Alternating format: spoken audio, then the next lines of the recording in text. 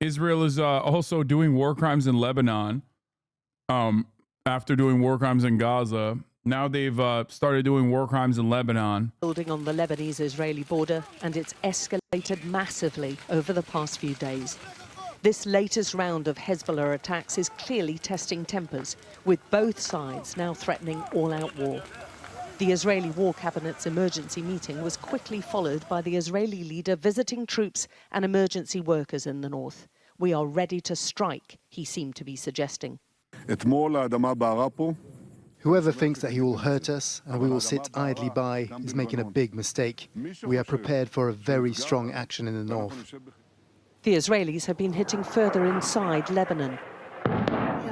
If we look again, the pictures are hazy but appear to show white phosphorus being used.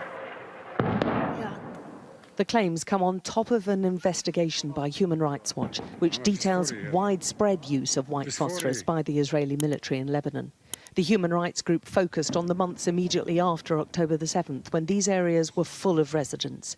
The use of white phosphorus to drive out people, burn land, or fired indiscriminately in populated areas is outlawed under international law.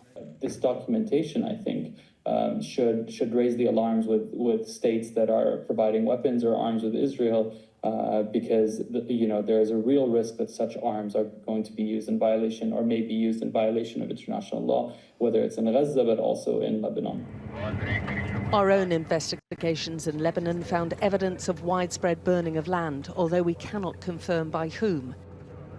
When we contacted the IDF, they vehemently denied using white phosphorus illegally. But they... What? Not even the U.S. can? U.S. absolutely can. The United States has made Israel, and it can break Israel if it wanted to. You are delusional if you think the United States can't do this. Okay? Once again, the relationship with Israel as a settler colony is so tied to American foreign policy that it goes in either direction. Remember, there are more Israeli companies in the NASDAQ than Korean companies, Japanese companies, and Indian companies combined, okay? America has given hundreds of billions of dollars, if not more than $200 billion, to Israel since 1948, since its inception. That means, okay, that means that if America says, hey, this shit has gone on for too fucking long, and says, no longer are we allowing you to behave like this, it's over. It's over. The project is done tomorrow. Did he escape? They said they do possess smokescreen shells that include white phosphorus that are legal under international law. These shells are used by the IDF for creating smoke screens, they said, and not for targeting or causing fires. Yeah, they literally said this last time they used it too, by the way. I'm just judging by the politics of Israel. No, you're not, dude. You are just fucking caping for a genocidal apartheid state, but trying to masquerade it in the most laughable way possible. No, you're just here to fucking say better things are not probable, better things are not possible. You're just in here specifically to fucking chirp. And are not defined under law as incendiary weapons. But tens of thousands have been forced out of their homes on both sides of the border. 100,000 in Lebanon alone, according to the Foreign Ministry, causing a displacement crisis. Many of them are farmers, like this man, who told us of the scorched earth policy they believe is being used against them. When the phosphorus is fired, it drops something like powder. It sprays something yellow. Do you know what that does to a fucking human being, by the way? Phosphorus? It burns your fucking skin. It melts your skin in a way that is impossible to put out. Okay? I've seen it with my own two fucking eyes. The horrors that victims of such an inhumane act have had to withstand. I've watched Palestinian children in hospitals try to get treated. There's a reason why it is a fucking war crime.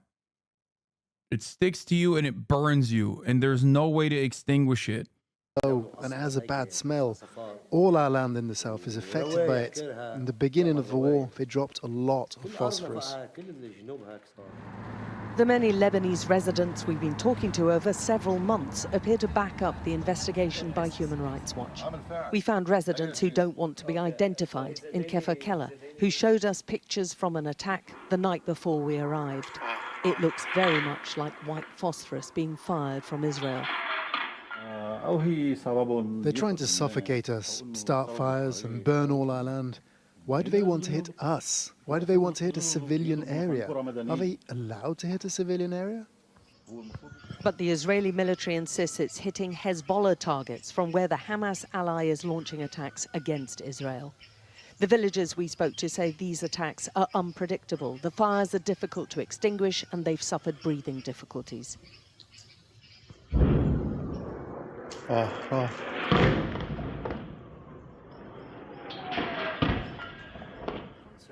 They're one of the few families still in the area, nervous about speaking because of possible Israeli retribution, but also worried about incurring Hezbollah wrath by talking to foreign media. It was clearly still very active whilst we were there.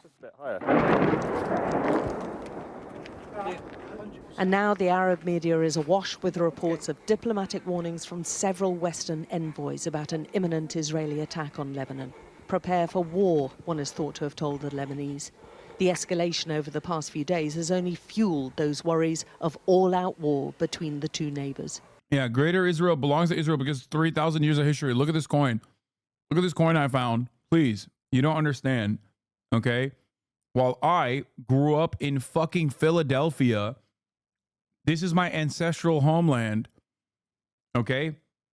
Sure, you're saying 3,000 years is a long time, and therefore it gives me no righteous cause to fucking eviscerate the, people that have been living there for the past 3,000 years. But having said that, can I just show you this coin again? Because if you look at this coin, you'll understand why it's totally permissible for me to do fucking genocide.